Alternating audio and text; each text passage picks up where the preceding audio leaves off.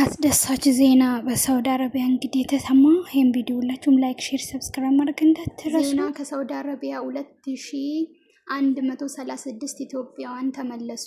ላለፉት 7 ቀናት በተከናወነው የዜጎች ወደ ሀገር የመመለስ ሂደት በሳውዲ አረቢያ አስቸኳይ ሁኔታ ውስጥ የነበሩ 2136 ኢትዮጵያውያን በሰላም ወደ ሀገራቸው ገብተዋል።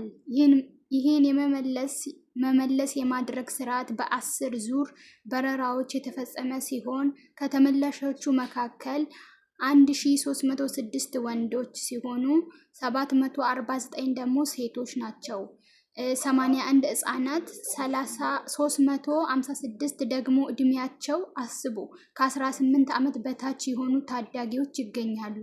በአጠቃላይ ከመስከረም ወር ጀምሮ አንስቶ በፌዴራል መንግስት እየተከናወነ ባለው በዚህ ሰፊ የዜጎች መመለስ ዘመቻ እስካሁኑ ድረስ 3682 ኢትዮጵያውያን ከስደት ተመልሰዋል፣ ወደ ቤተሰቦቻቸውም መቀላቀል ችለዋል ይላል ማለት ነው።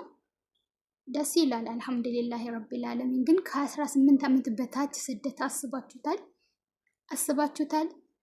አላህ እንደው ከስደት ያውጣን ሁላችንም።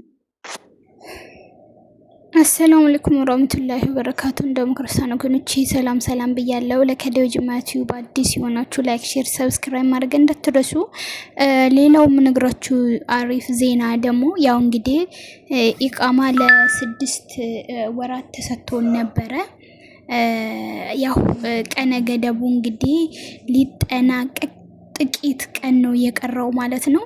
ይህም ቪዲዮ እንግዲህ ምናልባት ሊያሰሩ ብሎ ቀኑ ገና ነው ብሎ ለሚጠብቁ ወንድሞቻችሁ ይሄን ቪዲዮ ሼር አድርጉ ማለት ነው።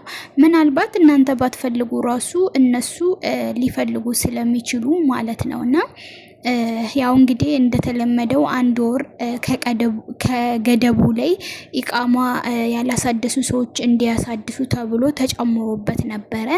አሁን እንግዲህ በአሁኑ ሰዓት የቀረው 11 ቀን ብቻ ነው ማለት ነውና ፈጠን ብላችሁ ይሄን ነገር እንግዲህ የምትፈልጉ ሰዎች ለማከናወን ለኢቃማ ለማሰራት ሞክሩ ማለት ነው።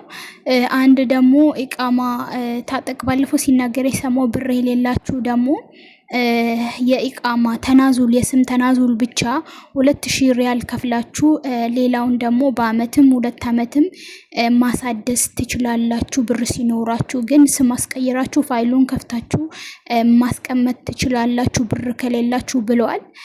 ብር አሁን ላይ የሌላችሁ ከፊላችሁ ጋር ተስማምታችሁ እና ልክ እንደ ዱቤ ማለት ነውና ከፊላችሁ ጋር ተስማምታችሁ ኢቃማ ስሙን ብቻ ትገለብጡና ወደዛ ሰው ማሳደሻ ቅጣቱን ደግሞ ብር ሲኖራችሁ የዛኔ ትጨርሳላችሁ ማለት ነው። እንደዛ ይቻላል። ያው ብር ለሌላችሁ ምቺን እድል ተጠቀሙ። ምናልባት ማሰራት የምትፈልጉ ሰዎች ስል በትህትና ጠይቃለሁ ማለት ነውና ያው እንግዲህ የማሰራት ፍላጎት ያላቸው እድሉን ይጠቀሙ። ሁላችሁም ላይክ፣ ሼር፣ ሰብስክራይብ ማድረግ እንዳትረሱ። ኢንሻአላህ ነገ በሌላ በአዲስ በጥሩ ቪዲዮ እስክንገናኝ ድረስ ወሰላሙ አለይኩም ወራህመቱላሂ ወበረካቱ። ቪዲዮውን እንግዲህ ላይክ፣ ሼር፣ ሰብስክራይብ አድርጉ። ብዙዎች ፍላጎቱ እየኖራቸው መጠቀም ያልቻሉ ሊኖሩ ስለሚችሉ ማለት ነው። ባይ ደህና ሁኑልኝ።